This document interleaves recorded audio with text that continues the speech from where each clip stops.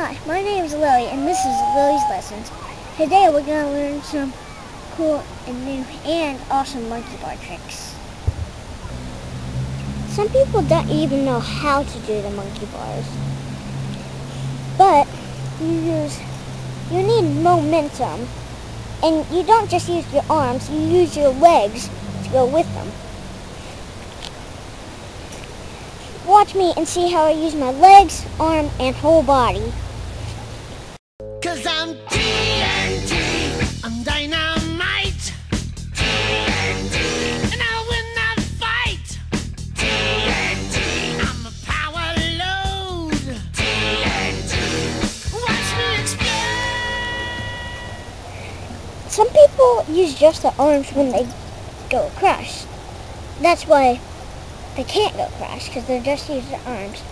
You have to get your whole body and think you can do it. Keep on practicing. Once your arms have gotten stronger, you can challenge yourself and go crashing backward. You're the best around.